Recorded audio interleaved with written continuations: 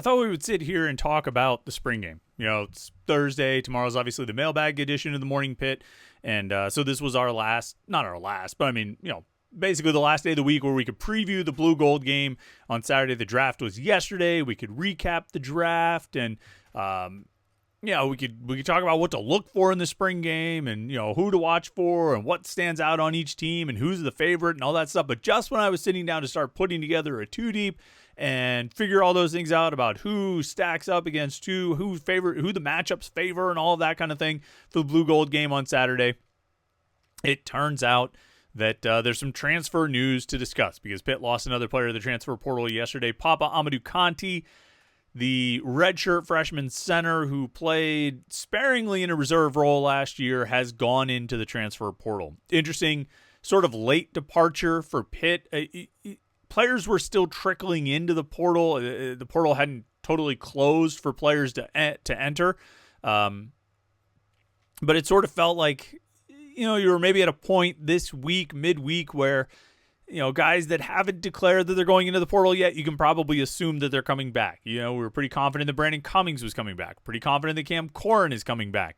Hadn't seen anything from Amdi Najai. Hadn't seen anything from Papa Amadou Kante.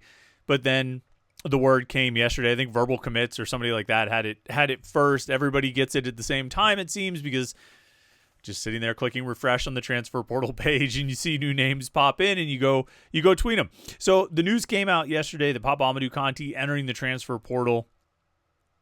And I didn't necessarily see it coming. You don't know. Anything's possible. Any possibility exists out there that anybody can go into the portal at any given time. But when we got to this week, it sort of felt like, looks like they're probably going to hold on and not lose anybody else. It felt like Cummings, Kante, Corrin, and Najai were more or less set to come back. Well, apparently not. I'm assuming, I believe that, I shouldn't say I assume, but assuming that Papa Amadou Kante actually showed up in the transfer portal yesterday, and not just deciding to go into the portal, and I think it was presented as being in the portal yesterday, that would line up with, and not to make too many assumptions here, but that would line up with a sort of direct reaction to landing Deshaun Jackson. Pitt got Deshaun Jackson as a transfer commitment on Friday night. If you want to play out a scenario where Deshaun Jackson commits on Friday night, Papa Amadou Kante looks at the situation and says, well, there goes my playing time because that's another center coming to the team. Goes to submit his paperwork. Schools have 2 business days to then process and submit that paperwork from the student athlete. So that would rule out Saturday and Sunday. That would say that Pitt could have submitted the paperwork on Monday, or Pitt had 48 hours to submit it from, Monday being the first business day, 24 hours to Tuesday, 24 hours to Wednesday. And then the paperwork goes in. So you could read this as a reaction to Deshaun Jackson committing to Pitt as a transfer from Iowa State. That's all sort of assumptions and guessing on my part, but the timeline would sort of support that if that's in fact how it went down. More relevant, though, is what does this mean for Pitt? Without Papa Amadou Kante coming back, what does the front court look like? What does the front court look like? And does this maybe answer some of the questions that Deshaun Jackson's commitment raised? Let's get into that, and we'll talk a little bit of spring game preview and get you ready for Saturday at Acrisure Stadium here on the Thursday edition of the Morning Pit, youtube.com/Panther-Lair.com.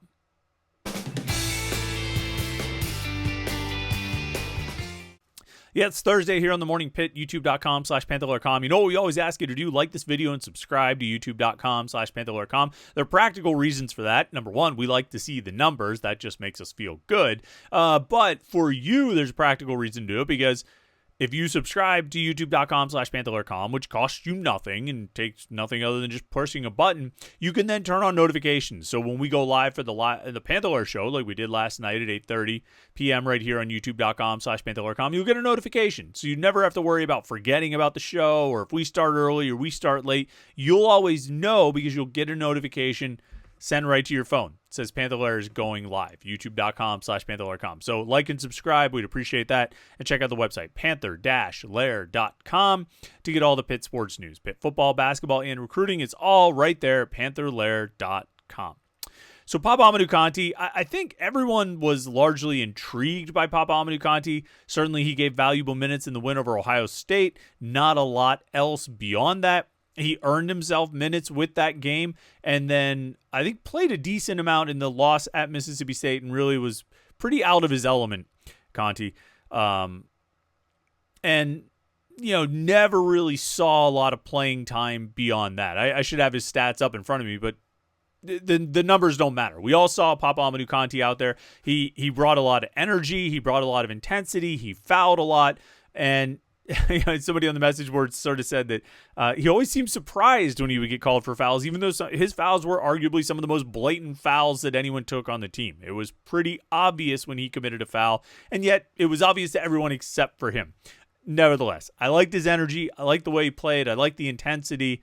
But I think it's reasonable to ask whether he was a level above where he should have been. If Pitt, the ACC, the high major conferences were maybe a level too high for him, at least in the current stage of his career. Maybe he's got development that he can grow into that level of player, that caliber of player.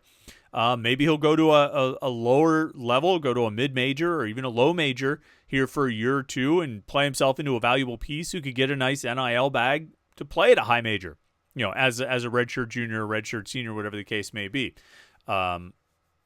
Maybe that path lays out in front of him.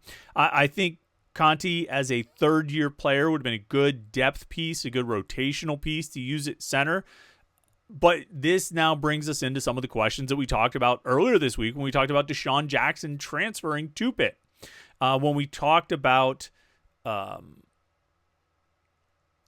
this was going to work. That if we're bringing in a center like Deshaun Jackson, you're bringing him in to start. So how does that sort of stand up next to Cam Corrin returning as the returning starter at center? And we said, well, one possibility might be starting both guys and playing with a really big lineup. And I still think that possibility's out there. But at least for me, part of why I was considering that possibility is because I looked at the roster that would have had Deshaun Jackson, Cam Corrin, and Papa Amadou Kante and said, that's more centers than you need. That's more guys than you need who all have somewhat similar skill sets, by which I mean none of them shoot threes. That's all I really mean when I say they have similar skill sets. Not one of them is a three-point shooter. So none of them has sort of a unique or special skill set. They're all close to the basket, questionable rebounding, questionable defensive players. But then nobody's stepping out and shooting a three. Nobody's creating spacing that way out of this group. And so I thought, well, if they have Papa Amadou Kante, he could be the backup for Jackson. Corrin could play the 4, and maybe that's just how they're going to go this year. Now, with Papa Amadou Kante going into the portal, maybe it opens the door ever so slightly for a rotation at the 5 between Deshaun Jackson and Cam Corrin. Maybe you don't need those two guys to play on the court together all that much, if at all.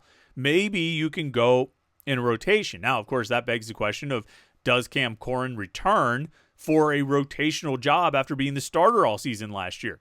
In college sports in 2025, the answer is probably no.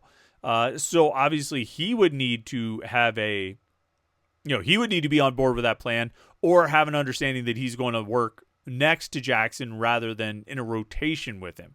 So that's going to be kind of interesting to see. It changes the depth in the front court, opens up another spot that Pitt is going to have to fill, or at least will be able to fill if they are so inclined in terms of scholarships, because now they're down to 3 returning scholarship players: Brandon Cummings, Amni Dejai in the backcourt, and then Cam Corrin in the front court. They're, of course, adding Noyes Indrusitis and Deshaun Jackson from Iowa State. Indrusitis as a perimeter player, backcourt player, and Jackson, like we said, playing in the front court at center.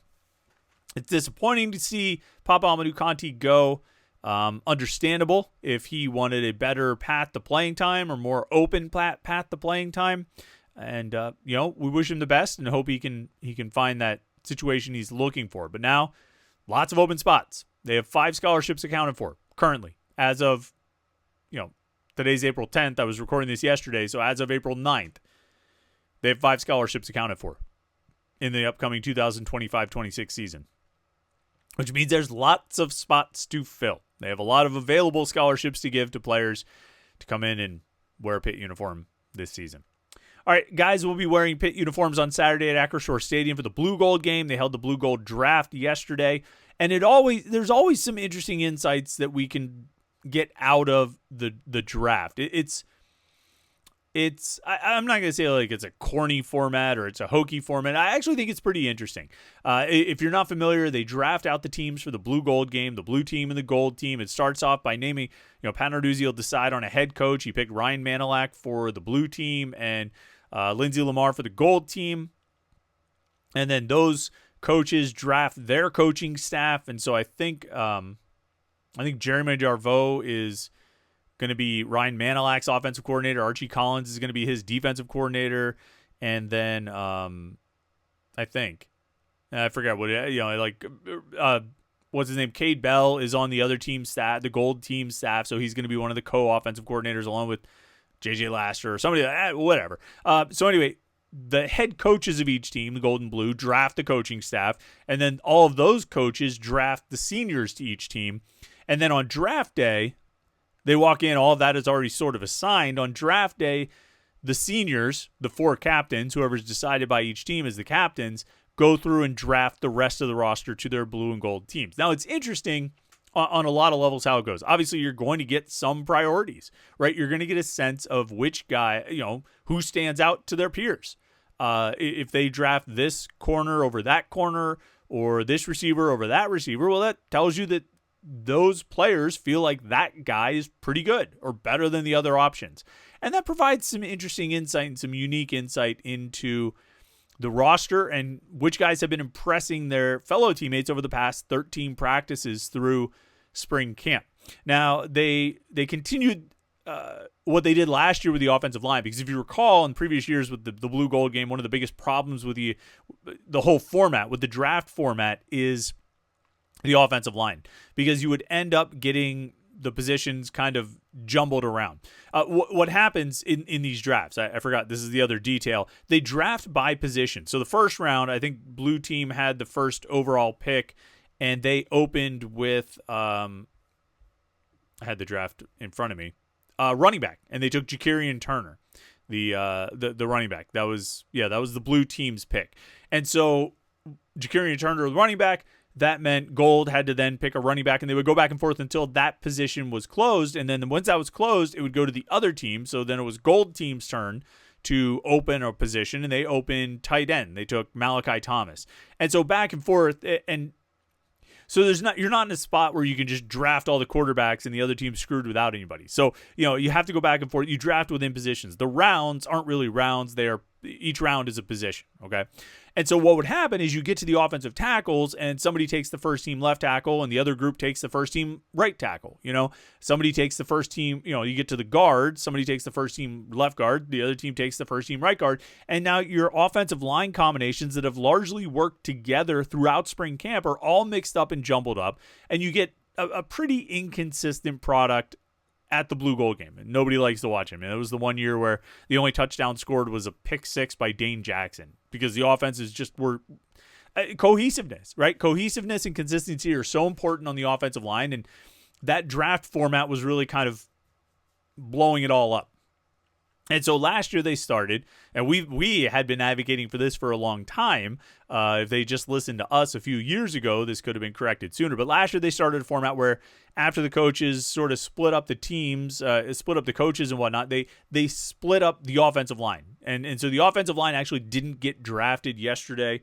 They moved those guys and kind of put them in place. And that's the first thing that stands out. That's the first thing to notice, is that they put effectively the first team offensive line on the gold team, and the second team offensive line on the blue team. And so your first team offensive line looks like Jeff Percy, the transfer from Michigan, at left tackle, Kendall Stanley, the transfer from Charlotte, at left guard, Lyndon Cooper, who's a returning player but transferred from NC State, at center, BJ Williams at right guard, Ryan Baer at right tackle. The second team was Ty Ray. Now this is the blue team's starting offensive line, which would be sort of the whole team's second team offensive line. Tyree at left tackle, Terrence Enos at left guard, Keith Gouvier, the transfer from Richmond, at center, Isaiah Montgomery at right guard, and then Giovanni Cooley at right tackle. A few caveats in there. Ryan Coretta is injured. He's not going to play, but he had been working as the backup center through most of camp. I think if he was healthy, you might see Gouvier, the transfer from Richmond, playing at left guard, and Stanley in competition with Jeff Percy. Kendall Stanley, the transfer from Charlotte, in competition with Jeff Percy, the transfer from Michigan, for the starting left tackle job. It's like a quick aside. It feels like I'm saying a lot of words, but I feel like with all of these transfers, these guys who are new this year, I have to like remind you of, where did that guy come from? Who is that guy? Where did Keith Gouvier come from? Where did Keith Gouvier? I had to double check on how to pronounce his name. Where did Kendall Stanley come from? Where did Jeff Percy come from? I feel like I have to reiterate all of their transfer origins just to remind you which guys we're talking about. So there's that. I think if everybody's healthy, particularly Ryan Coretta, the backup center, I think you'd see a different situation, possibly Gouveia working at starting left guard, and then Kendall Stanley and Jeff Percy battling for that left tackle spot. But, we've talked so much about depth of the offensive line. We've talked so much about, trying to rebuild not just the starting five, but the two deep, really, of to have quality players available there so they don't end up in a situation they were in last year. Ryan Baer and even some of the coaches said after the draft yesterday that they feel like the offensive line's pretty far ahead of where it was a year ago. I think Lindsey Lamar, the running backs coach, who's the coach of the Gold team, said that his group was seeing holes from the O-line this spring that they didn't see last year. It's that much further ahead. The play has been that much better. The effectiveness has been that much greater. So, we'll see once they actually get to games, but it seems like a lot of positive reviews coming out of spring camp for that offensive line. And one other thing the coaches did was sort of, I don't know what the right word would be, but they more or less told the players that, the first team offensive line is on the Gold team. And because of that, the first team quarterback is going to be on the Gold team too. So Eli Holstein was sort of predetermined to be on the Gold team. Now they still ended up drafting that position, but what happened is, as each team is making the first pick in a new round, they're not just picking a player, they're picking which position group to draft from. Right? If you feel like if it's your turn and you've got a couple positions you could consider, but you feel like the depth is thinner at one position or another, you're going to take that thin position because you want to get that top guy and not get the second guy, right? Makes a lot of sense. And so that's another interesting angle of this draft format, is it gives us an indication of where the players feel like there's better depth or worse depth. Well, they waited until the very last position group to draft the quarterbacks. And I think it's because they knew the Gold team was going to get Eli Holstein.